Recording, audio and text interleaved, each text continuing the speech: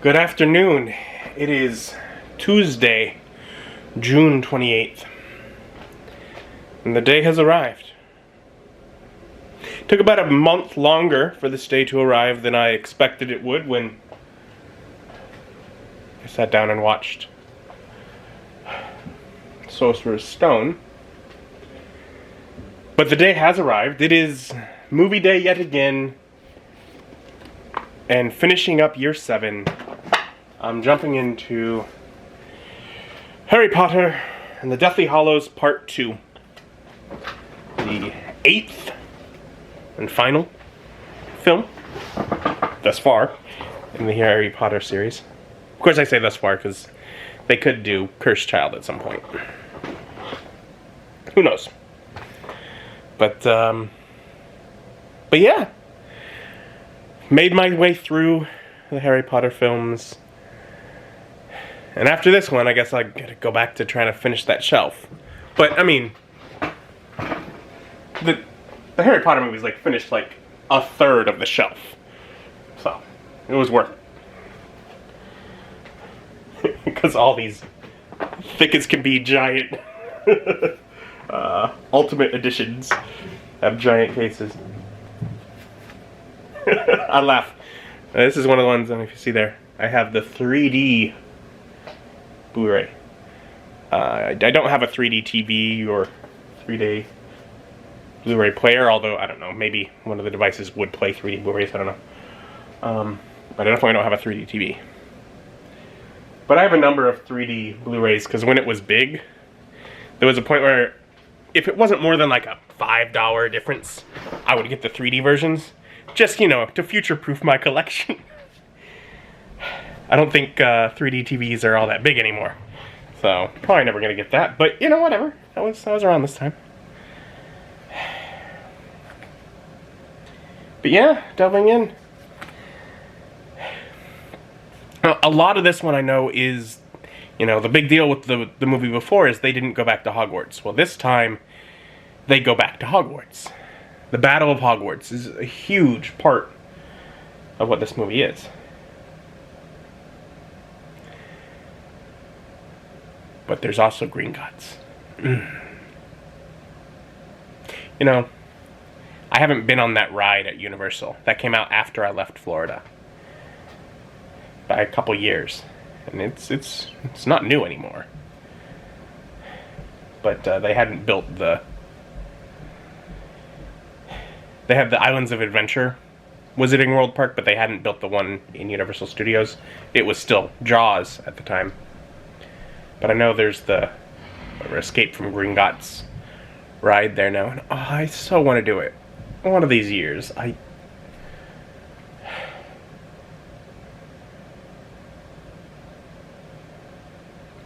want to get back to them. To Disney World, Universal. At some point. Because I feel very much at home there. It's been a long time since I've been there, but that's home. To some extent. I love Harry Potter, and there's new Harry Potter stuff that I never got to go to there. Anyways, I'm a settle in and watch Harry Potter and the Deathly Hallows Part 2. And I would give Harry Potter and the Deathly Hallows Part 2 an 8.6 out of 10. Still very good. I guess technically not. I don't enjoy it quite as much as the previous one. Because again, they're back at school for most of it. Although it does conclude and wrap things up. And I do enjoy that, so that earns its some back. But really, the last 3, really, including Half-Blood Prince, all really feel like, I'm splitting hairs between them. They're all very good, and they all feel very much like cut from the same cloth. Which the series as a whole has not. The first 2 feel like they're a completely different series. The 4th one is a little off. But yeah, so, very good. And then, grabbing my Synopsis online. After destroying one Horcrux and discovering the significance of the 3 deathly Hallows, Harry, Ron, and Hermione continue to seek the other Horcruxes in an attempt to destroy Voldemort, who has now obtained the powerful Elder Wand. The Dark Lord discovers Harry's hunt for his Horcruxes and launches an attack on Hogwarts, where the trio return for one last stand against the dark forces that threaten both the Wizarding and Muggle worlds. This is more of a war movie. I like the beginning. We get things figured out of we're going to go to Gringotts, and it's a cool action scene. What's a little bit cut out, and like the meaning and significance of a little bit of what happens there is just lost.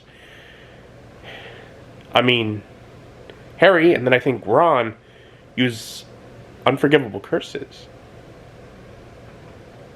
Imperious. That's... I mean, seriously. But that's what they do.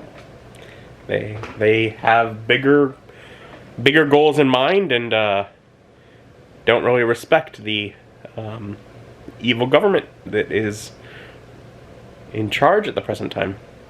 So they break the law. Of course, for example, Harry just existing is breaking the law, so I guess he feels like it's okay. And they keep the Gemini curse on the stuff in the vault, but not the one that causes everything to burn them, so it's a lot less impactful as they're being surrounded by stuff that the objects duplicating aren't burning them. But still, we break out in the back of a dragon, and that's cool. And of course, things progress a little differently, but they do end up into Hogsmeade, pulled in by Aberforth, and able to make their way into Hogwarts through the Room of Requirement. Getting to see folks again.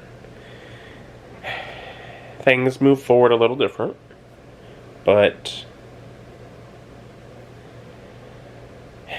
all the good guys are called into Hogwarts. All the bad guys are outside, and the war is set to begin. Trying to find a way to destroy the cup, basilisk teeth, and where that diadem of Ravenclaw could be.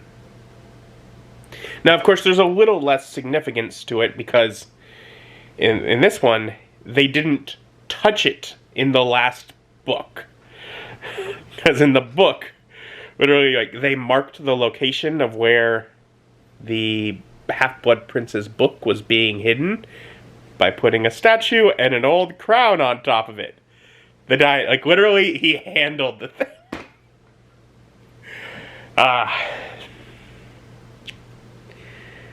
But they still managed to find it, because he has his weird telepathic connection with the other Horcruxes. They managed to find it. And then they decide that describing what fiend fire is too complicated, and so they stab it with a basilisk tooth as well to destroy it. Which means that Harry destroys another one. It was significant in the book, at least to me, that the one that Harry destroyed was the one he destroyed in his second year. Because in the book, Harry destroyed that one, Dumbledore destroyed the ring, Ron destroyed the locket, Hermione destroys the cup, I forget, is it Crabbe or Goyle destroys the diadem with the fiend fire.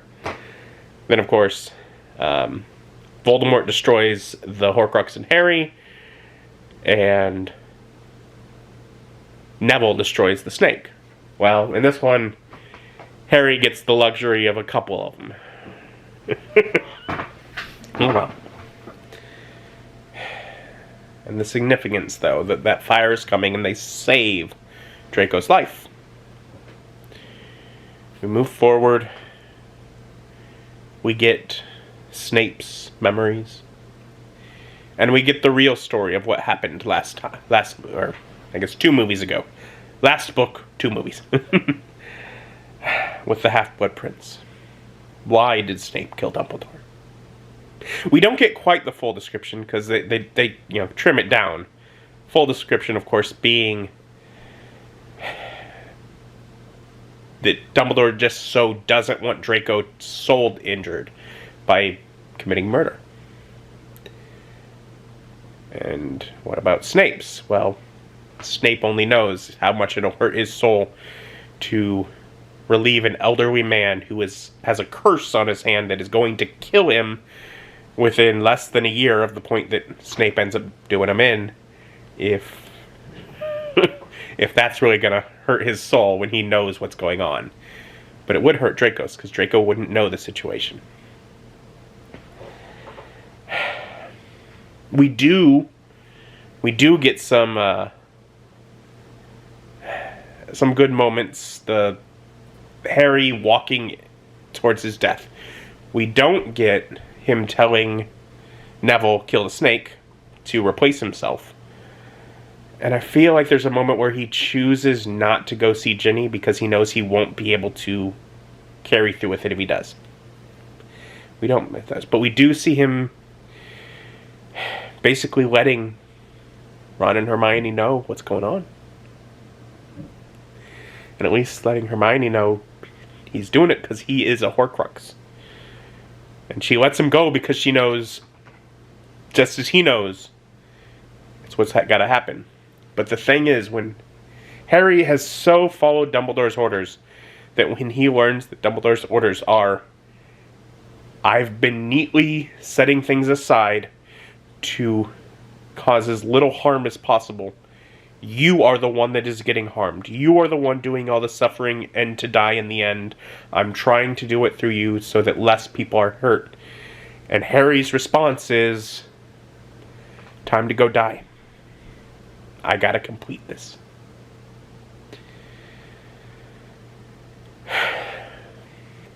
Because at that point, Harry doesn't have a lot of hold onto his own life. He cares more about the people he loves. They don't go into it. Well, let's move on. He goes and he dies for everyone in the castle. But there's that little piece of soul that gets in the way, and that's what dies instead of Harry. We get our nifty King's Cross scene, and then because Harry saved Draco and is able to let Narcissa Malfoy know her son is alive, she lies so that they can go in as the triumphant party because she wants to get her son. Well, we get Voldemort's spells not quite working. They're not silent, but they don't go into it too much. Because the thing is, at that point, Harry has cast the same spell on everyone in the castle that his mother cast on him. Voldemort's spells won't work on them because they're protected by love. Because Harry loved them so much, he walked out to die, did not raise his wand in defense so that he could protect them. Now Voldemort can't get to him. We get the great, Molly killing Bellatrix. We get a lot of weird graphics in the fight with Harry and Voldemort, whatever. But it's cut through the scenes of trying to battle the snake. And in the end, Expelliarmus. Because the wand is not... They explained the wand lore. They explain what's going on with the Elder Wand. That it was Draco's, now it's Harry's. They do explain that in the end. And I'm glad they go over that. Because that's some of the stuff that I find so cool about the world.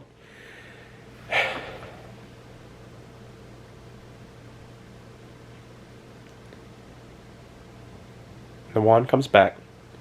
Voldemort's spell rebounds. And he kills himself. Because Harry feels not the need to raise his wand to kill, just to protect. And in doing so, Voldemort is his own undoing. And we get the scene that I am least happy with. The one point from the... Like, there are things that I wish were in here. I wanted, when I listen to the books, and they talk about Kreacher leading the house elves out of the kitchens to fight in the battle. I wanted to see it. I wanted to see that scene. It doesn't make sense to put it in there. There has been all the spew stuff, whatever is cut out of the movies. So, like, people don't necessarily even know about Winky and all the house elves, and that's who's making all the food there. Like the audience of the movies doesn't know that. It would make as much sense as putting Peeves in his role in the end here. Which would also be cool to finally see him, but whatever. It doesn't make sense.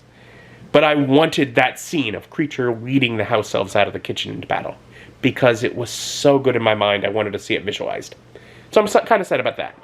But the thing that would have taken 20 extra seconds and would have uplifted me so much is if before Harry broke the Elder Wand, you just saw him repair his original wand. That is the main thing that they did not include in the movie that I wish they would have. Is Harry repairing his own wand before destroying the Elder Wand, saying, I have the most powerful wand ever. I can do anything.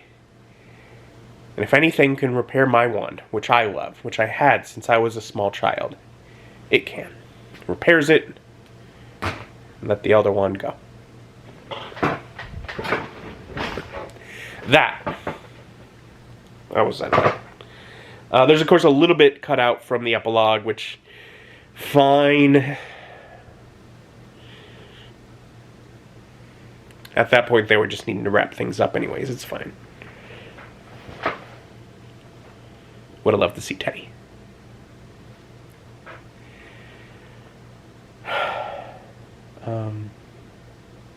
We get Minerva waking up the castle to defend itself. Oh, one of the great things. Seamus blows up the bridge. Seamus has this thing since the first movie of causing explosions. I don't believe it's not often, if at all, in the books. But it was like a joke, like a running gag that they did through many of the movies. And the fact that they chose to pay that off by saying, you have skill with causing explosions, go blow up that back way in, was great. That was a great movie thing. That was a good addition. Ultimately, much of it is beautiful battles. The dragon escaping was beautiful. Much of just the chaos of the fights was beautiful. And then the low moments. Going into the memories. Just those low moments where talking to the Grey Lady. There are just things that are great. And before that, when Luna Lovegood is trying to tell Harry what to do, and he's just like, he's got his mindset on, I'm going to Ravenclaw Tower, and she's like, no, you listen to me, Harry Potter, and he's just like, okay, because that's not who she is. And there's a certain point where he's like, oh, this is important. She's not just telling me stay off the dirigible plums. She has something important, and she did. I'm sure I've missed things that I wanted to say through it. It made me cry. Probably from around the point that Snape dies until Harry dies. I'm crying. Messy, snotty tears, too. It's gross. But that's good. That's my emotional release,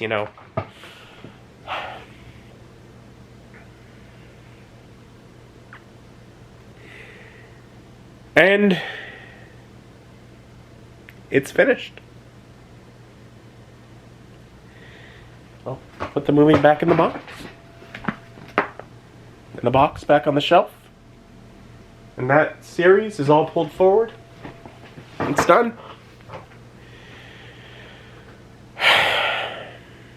I'll get to move on to other movies at some point, if you remember, but I put a pause on the James Bond series to get to this. And I'm not probably going to hop right back into it. I need to push forward with some of the other movies on this shelf, but I do have Daniel Craig's Bond to get back to at some point.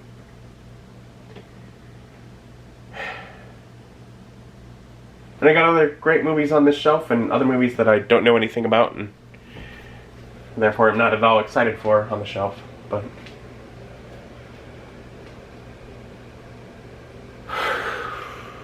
But as for Harry Potter, well, it is finished.